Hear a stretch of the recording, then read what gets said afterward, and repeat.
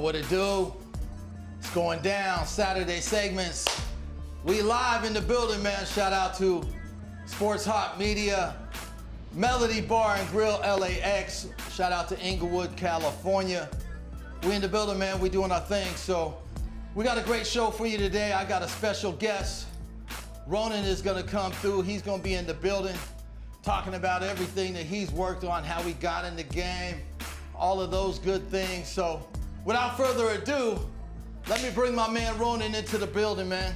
What's up, man? Come on in, family. Mac B, what's up, man? How you doing? What's good, man? Good to see you, brother. Yeah, likewise, good to see you, man. You good? Yeah, best day of my life, man. Every day's a good day. Right. Thank you for inviting me to hang out with you tonight. Hey, it's Saturday segments, man. Saturday, that's right. It's still early, but we good, we Gucci. So let's start off, man. You know, I've known you a long time, man. You've always been a go-getter. You've always been driven. You've always made things happen.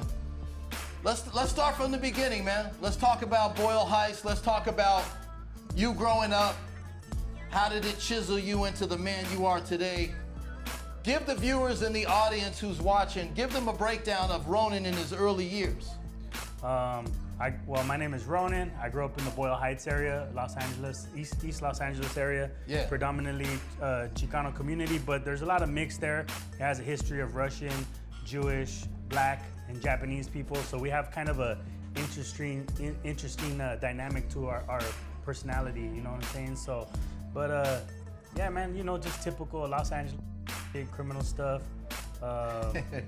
You know, and I didn't know that there was more to life until I grew up and I was able to educate myself and see that there's a lot more going on, you know?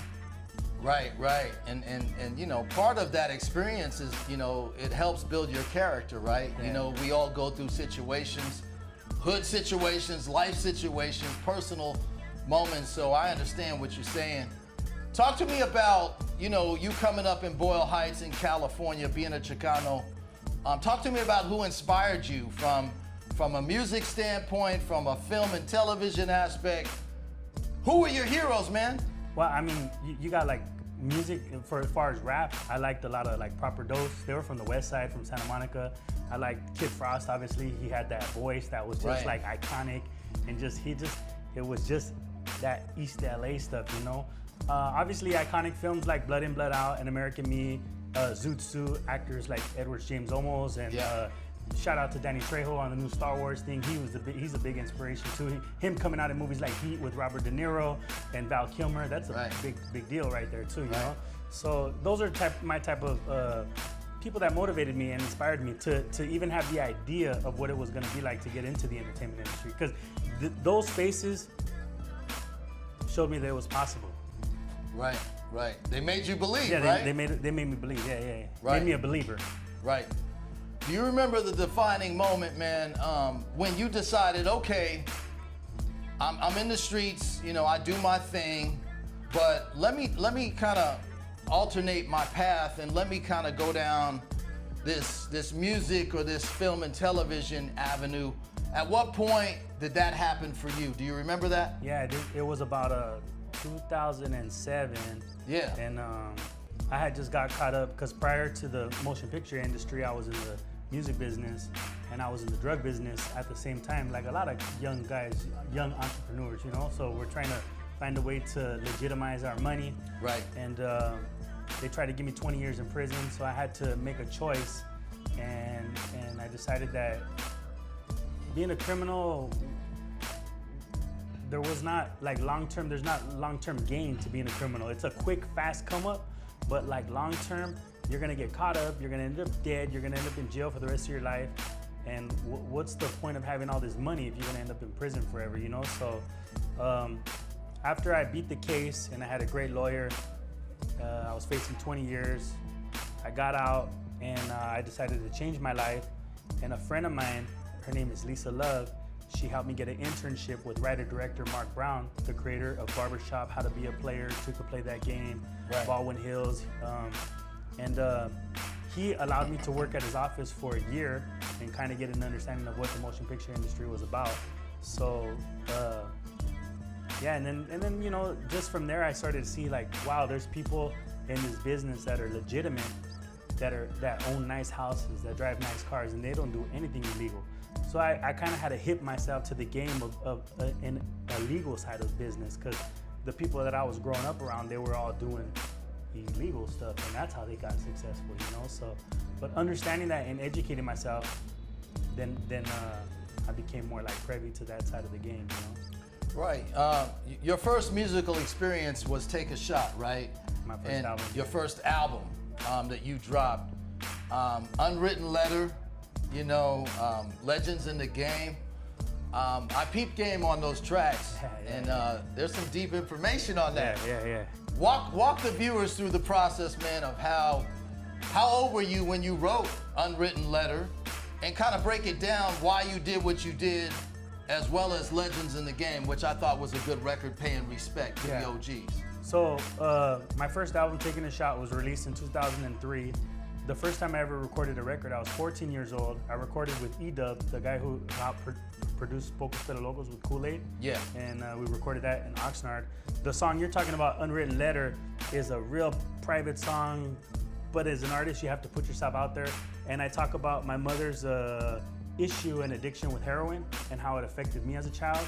And yeah, that's kind of the basis of it. I don't want to get too into it, but it's just a letter of saying that, understanding that people that sometimes we see our mother and our father as our mother and our father, but we have to remember that they're a man and a woman in the world, and they have their own issues too sometimes, you know. So that takes a lot of wisdom and maturity to understand that they're a woman and a man. So sometimes you're like, why don't my mother and father want to get divorced? But they're a woman and a man that are having friction, just like you and me have friction with our females. They're not mother and father all the time, you know what I'm saying? So Unwritten Letter was kind of touching on her issue with that drug and its effect on me.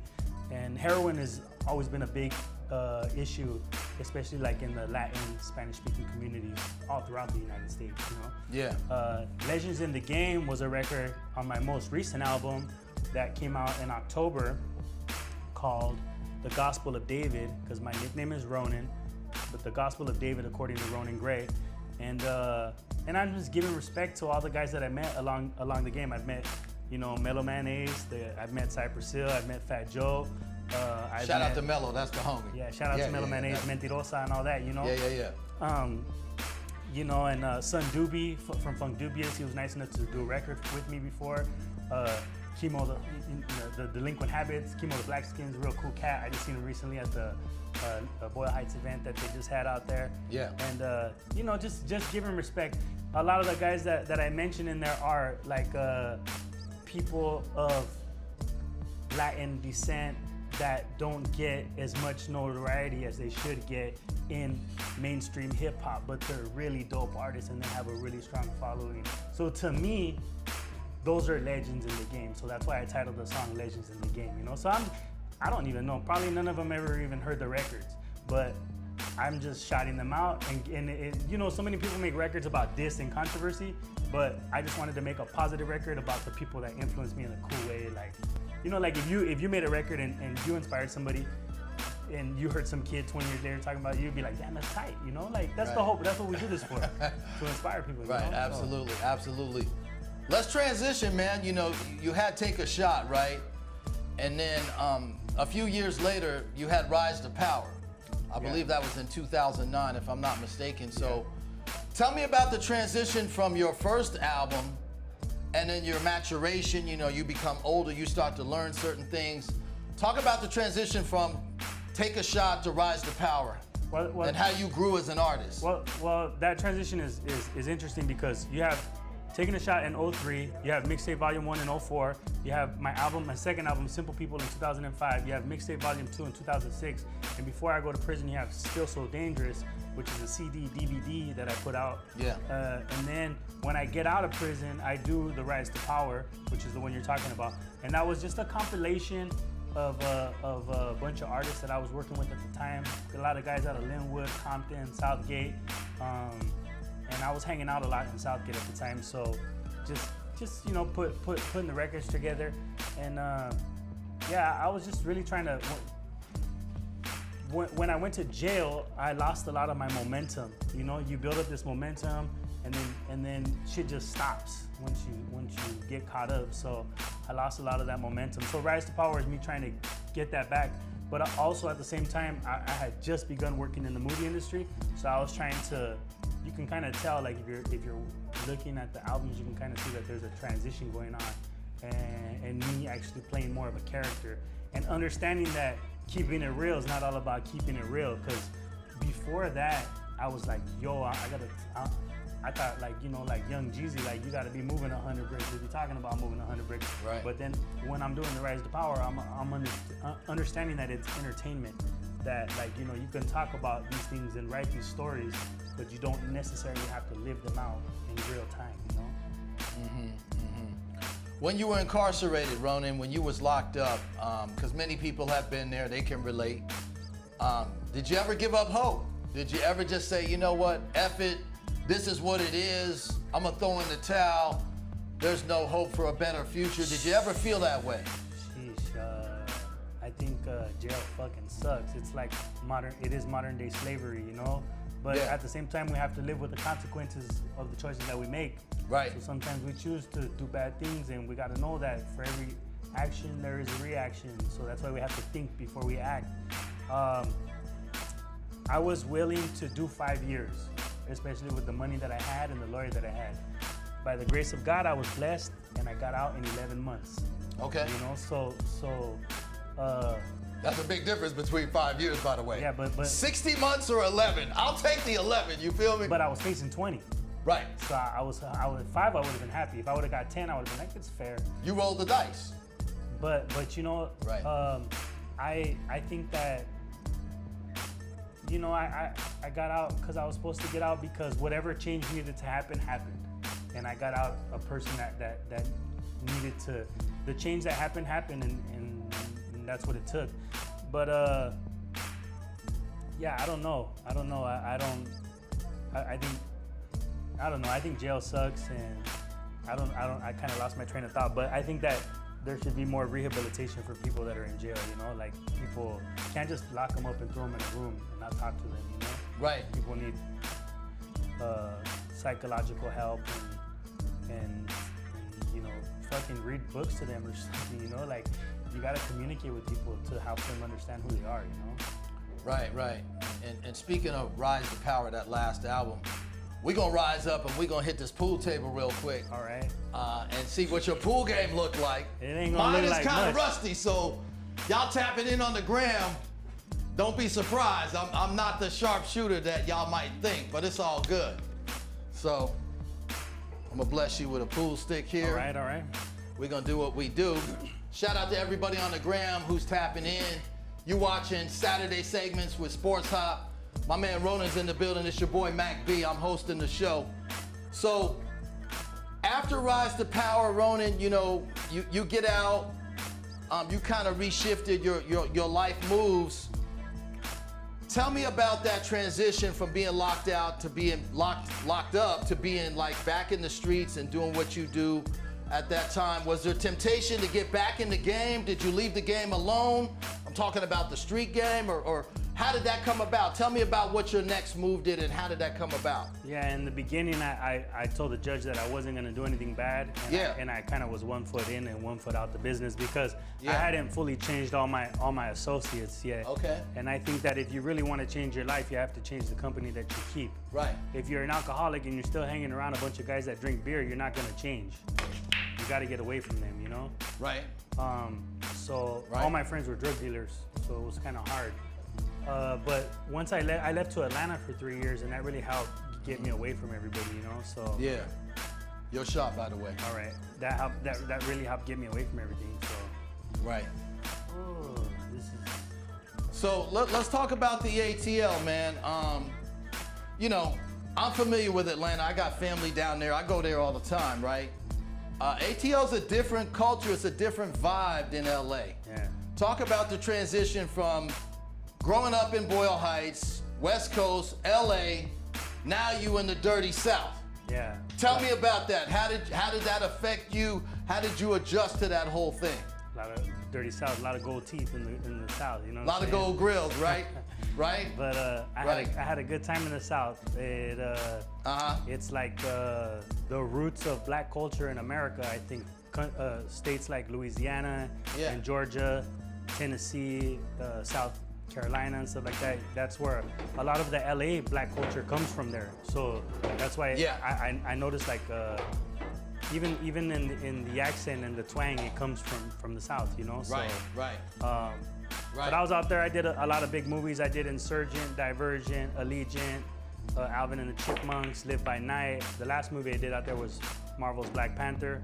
So yeah, I had a good time. I had a good time working out there. I was laboring, doing a bunch of movies, and made a bunch of connections with music, and yeah, that's it. You know, we're blessed that our job gives us the ability sometimes to travel and get paid, and there's no better way to travel than to work and get paid. Right. You know? Speaking of Black Panther, because that was one of the highest grossing, films when it comes to the Marvel catalog. Yeah. Let's talk about that. Let's break that down a little bit, man. Tell me about that experience. Rest in peace to Chadwick Boseman, who was a great actor. I love that brother. He was a nice guy, very humble person too, very polite. Yeah. Tell me about working with him, but also working behind the scenes with the film and the project, because, that inspired a lot of people, not just the African American community, but people globally. Like, that was a major film. That was big time. So you were associated with one of the biggest Marvel projects ever in the game. Yeah. Tell me about how that experience came about, and how did you feel when you were in the middle of doing all that? Well, when that movie came out, I knew that there was like a resurgence of black leads in Hollywood. Yeah. And I knew that was gonna be a big deal, because you had characters like Spawn, who's a black character. You had Blade, Your Shot, which was made by Wesley Snipes. What am I, Stripes? Your Stripes. Okay.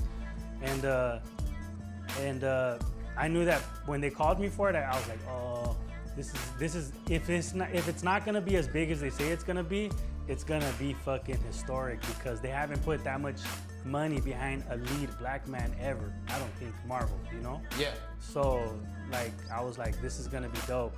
So I just went and I took the job because of that, and I was on it for 10 months, and I built the Tribal Council Center, the Korea Center, the casino. I was working as a laborer on the film, and so a bunch of Mexicans built Wakanda. But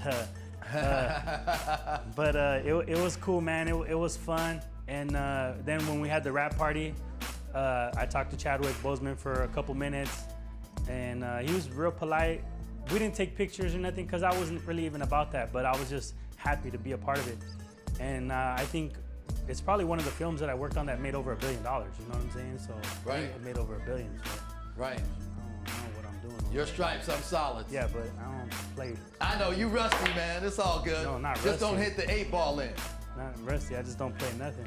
So let's talk about, because Alvin and the Chipmunks, I believe, was earlier. That was earlier than Black Panther. Yeah.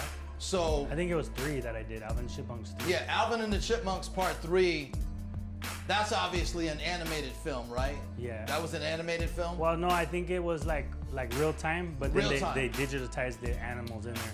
Tell me about working on that versus Black Panther, because obviously they're two different contrasts. Yeah, Tell me about that versus Black Panther. It probably was a lot more loose of an environment on Alvin, right? People were less uptight. No, I don't really remember, to be honest, because I wasn't really, it was just work to me, When you work in the business, it's just work. Okay. It's just work. But yeah, I don't really remember. I just remember it being a cool movie, that's it. Because when you work and you do so many movies, all this stuff just kind of blends together. All the jobs almost seem like the same job. You remember your first ones a lot of the times, but you don't really remember the order of anything after. You just it's just work, what's next. I don't really think it's good to just sit and like bask, like, oh, I did this and that's it. I just think it's like, well, what's next? Like even if you sell 1 million seats at the box office, that's cool.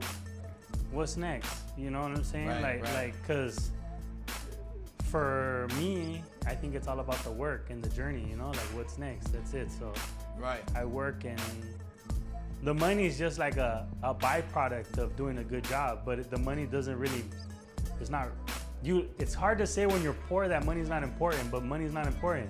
Right. It's just a byproduct of what you do. You know what I'm saying? Everybody needs to get the bag. You know? You're up stripes.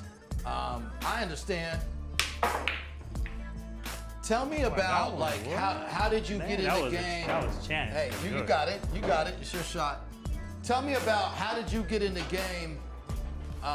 Get into the union. You know, as a laborer, do what you do behind the scenes. Tell me about that versus being in front of the camera, because you're also an actor. You've done some projects. So what is that like in contrast to being behind the scenes as opposed to being in front of the camera? When I first got into film, I started doing background. The first movie I did was Hancock with iconic Will Smith, you know, from the Oscars. Yeah. So we know about that, You know about that? We know about that. You want to tell you how I feel about that, man? If I would have slapped somebody, I'd be in jail. I don't agree with it. Right. But I started doing a lot of background, and then that allowed me just to be on set and to understand. And then it's a good starting point, because then you can see like, oh, there's drivers, there's crafty, there's gaffers, there's lighting, there's set deck, there's a lot of things that go into. People never stick around to watch the end of the movie and the credits, but all those people made whatever it is that you like watching happen. Right. You just love the star, but the star ain't without the crew. That's just the get down. Who the fuck is Michael Jordan without the Chicago Bulls? Right. Jordan was the man, though. He's Jordan a dope was the man. motherfucker, right? Yeah. But who are we without the people that support Right. The us? supporting cast. Who are we without them? You know what I'm saying? So, I got you. So that's a big part of it. Like even a general is only as great as the army that's around him that believes in him. You know what I'm saying? True that. So that's why the credits run so long. But people always leave. But the people that are in the industry, we sit and we watch. We're like, oh shit, look. Oh, look There's my name, right? Look who was the coordinator on that. Oh man, look, you know, because those things they're important to us. Because sometimes, even if we're not in it and we see our buddies, we get happy. Right. You know, I'm happy when I see oh look, that was my boy. My boy worked on Dolomite with Eddie Murphy. Yeah. And I was like, oh, that was my dog. He was the gang boss, the painter on that. That's tight, you know. So I started getting in there, and I realized that like working as an actor was not always gonna pay my bills, because it's a struggle. Only 5 to 10% of people in SAG-AFTRA make more than $100,000 a year. A lot of people don't even fucking make the medical, you know? So I started jumping around, and I became a laborer, and it was cool. And then I would still do some acting behind the scenes, and then I joined the Teamsters Union. So I've been a member of the Laborers Union. I've been a member of IATSE. I've been a member of the Teamsters. But I wanted to keep everything in motion picture, because I love creating, I love film, I love art. Even though I'm not in front of the camera, I'm on set, and I know that I'm where I'm supposed to be. I just have that feeling. You have this feeling, right. you know, like this is what I want to do. This is where I'm at. So, and if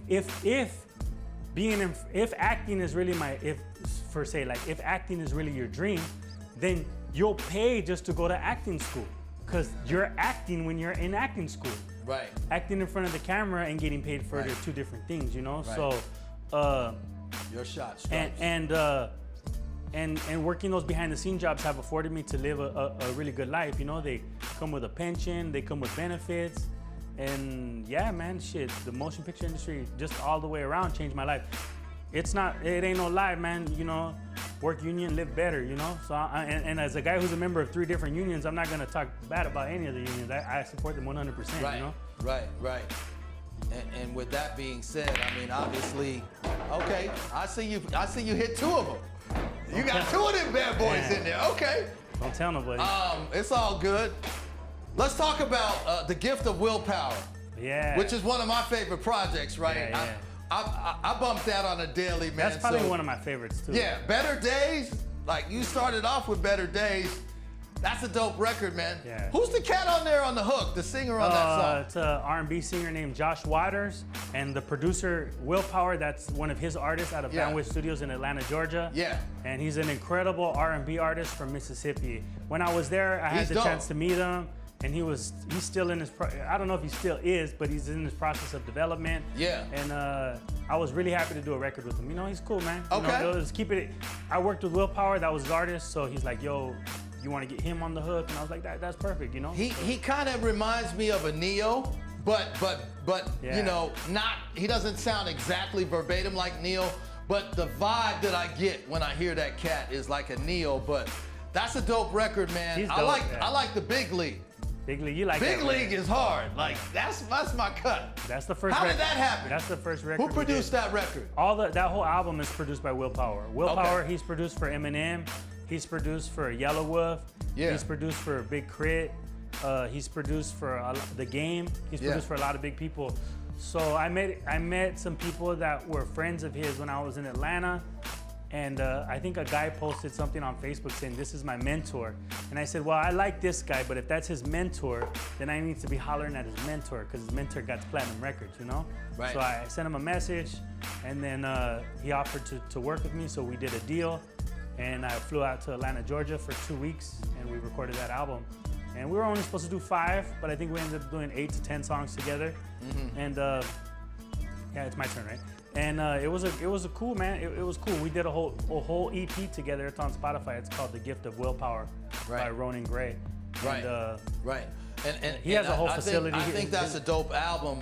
Let's talk about how you transitioned from The Gift of Willpower to, thank you for leaving me with no shot, by the way. I don't know. He didn't leave me with no shot, y'all, but it's all good. I'm going to take care of business. Yeah. You're watching Saturday Segments with Sports Hop. It's on official. Mac B's in the building, Ronin's in the building. So let's talk about the transition from Gift of Willpower to the Book of David. The Gospel of The David. Gospel of David. Yeah. Let's talk about that. And how did that come about?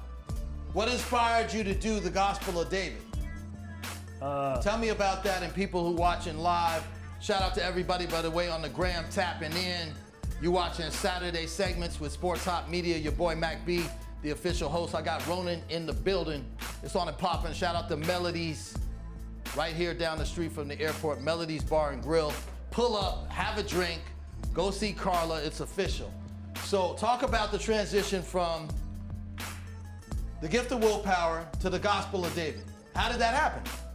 Well, the transition, I don't know. There's just What inspired you to do the Gospel of David? I had a bunch of records from this guy named Black Metaphor, who's produced. He's produced on every Rick Ross album. Okay. He's got some pretty big records. He's produced for J-Rock, for Isaiah Rashad, and he gave Shout me out to TDE, by the way. yeah, he gave me a bunch of records because I took my friend from the Hood Vlogs out there to Atlanta, and we covered one of his artists from Georgia. Yeah. And so in exchange, he gave me like 10 beats. So I just wanted to put the album out, put the beats out, and from that album, I just You see that, right? Yeah, You see yeah. that? I just did whatever I wanted to do, you know. Right. I sing on the album, and I just have fun, and I just play, and that's it, man. I don't really know what to say about it, you know. I think that if music's in your heart and that's what you want to do, then do it. If you should just sometimes like even if you're not super successful, my state of mind is like, I'll go to the studio. You're up. I'll get my hair done, I'll dress up really nice, I'll put on all my jewelry, because even in that moment for that week, I am a real rapper and can't nobody take that away from me. Let's talk about, you know, you've done some traveling, man. I thought you was gonna hit my ball Nah, line, man. I was, you know. Talk about your world travels and, like, you know, you've been to Ghana, you've been to Brazil. I love Tell me Brazil. about your experiences, like, abroad. Like, how did that all work out? So, I have history. My family, they're from the Azores in Portugal, and Okay. I'm also Mexican. My mother's side is from Mexico. My father's side, they're from the Azores in Portugal. So, Yeah. in 2019, I went to the Azores, and then I was there, so I just decided to go to Portugal. Then I went to Spain. Then I went to France. Then I went to Germany. Then I went to Stockholm. Then I went to the Netherlands. Then I went to England. I just went all over Europe. And then I just decided that after that, I was gonna visit. I wanted to make it a personal goal of mine to visit every continent at least once. So the next year I went to Africa. I went to Ghana, West Africa, and the city of Accra. And then I went to South Africa, Cape Town, had a really good time. This year for December into January into the New Year's, I was in Rio de Janeiro, Brazil, in South America. And I went there for 2 months to go study and learn Portuguese. I had already been speaking Portuguese, Yeah. but I went there to to better familiarize myself with the language, you know. So, and yeah, man, that was the best trip ever because I never spent so much time in one location for such a long time, and being able to speak the language, you're like inducted into the tribe. When whatever country it is that you choose to go to, if it's Germany or France, and you speak the language, you become a part of the tribe, you know. So I made a lot of good connections, met a lot of good people, a lot of beautiful women, a lot of great food. A lot of good memories, right? Yeah, my life will never be the same. That's a big fact, you know. Right. Now, you come from, you know, Mexican and Portuguese culture, right? Yeah. Was it easy to learn Portuguese because you speak Spanish? But I'm sure it can be a little bit confusing when you're trying to talk Portuguese, and part of you is like, oh no, that's Espanol. So tell me how that came about. Did you learn in the streets? Did you go to a school down there? Like, how did that work out? Well, in Brazil, I went to school to learn. I went to a school to learn Portuguese. And Spanish, I learned just from talking to my grandfather, who was from Mexico. But English is my first language, and my mother and father in the house would only speak English. So, you know, the 5 Romanic languages are Roman, Italian, French, Portuguese, and Spanish. So they all have some kind of similarity to each other. So if you know one, it's kind of easy to learn the other, but you can get confused too, you know. So Your shot. Yeah. So it's pretty interesting. I get really confused. Sometimes people talk to me in Spanish when I order tacos now, but it's because I talk Portuguese every day on the phone too, you know, and so it's whatever. But if I wanted to talk Spanish, I just have to focus. But we can do anything we want to do it. We focus, you know. So Right. So your Portuguese is better than your Spanish right now? Probably. Is that what you're telling me? Yeah, pretty much. Y'all hear that watching the show? Tap in. Let me know your thoughts. My man Ronin, you know, bilingual, trilingual, English, Portuguese, Spanish. Do you ever mix them up? Like, do you mix them up now because you've been learning a lot of Portuguese? Yeah, they call it Portuñol, which is like Spanish Portuguese. Portuñol. Yeah, so my accent. Portuñol, y'all. My accent in Portuguese. Portuñol. My accent in Portuguese is a Spanish accent. You know? So I have a Spanish accent when I speak Portuguese. Yeah. Pretty interesting too. Okay. Portuñol. Now, have you made a lot of friends abroad? I mean, are there people like that Spanglish. Kind of like Spanglish, right? Spanglish is Spanglish. Yeah. Are there people you've connected with abroad where you know you talk to on a regular? These are homies. Well, now, I don't think I talk to them on the regular, but I think the benefits of social media and meeting people abroad is that you're always able to keep in touch. You're always able to see what kind of pictures they post, and you remember each other from your encounter, from wherever it is that you met, you know. And I think that's the cool thing about social media. So that allows me to keep an international link in relationships. I don't know if I'll ever see those people ever again in my life, but it's nice that I met them. And for them, I was an experience, and for me, they were an experience too, you know, because we're from different cultures, different walks of life. We see things a little bit different. We have different countries, different ethnic backgrounds, you know. So it's just cool, man. I think everybody needs to travel.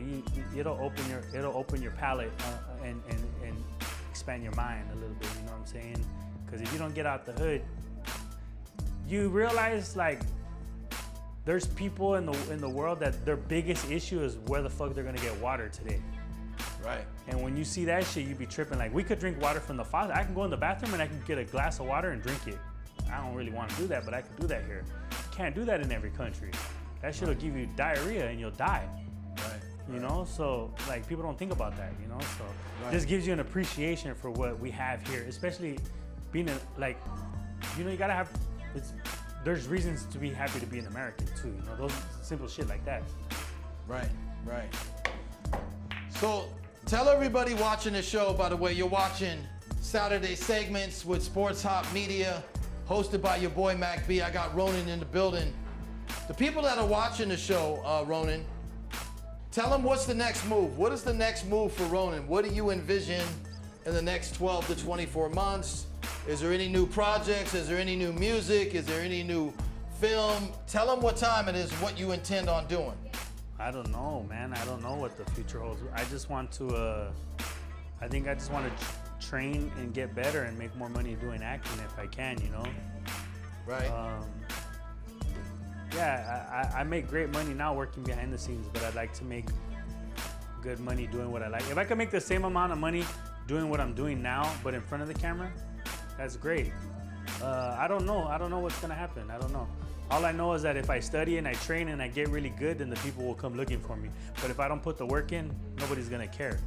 Right. You gotta put the work in, you know? I set you up nice, by the way. You did, got but that 10 right it there. ain't guaranteed. You better get that, man. You better hit that.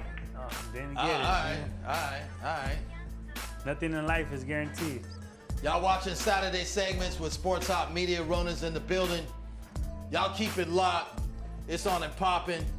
I appreciate the love, family. Yeah, for sure, man. You know, it's on official, and, you know, we're going to keep it moving. So thank y'all for tuning in. Holla!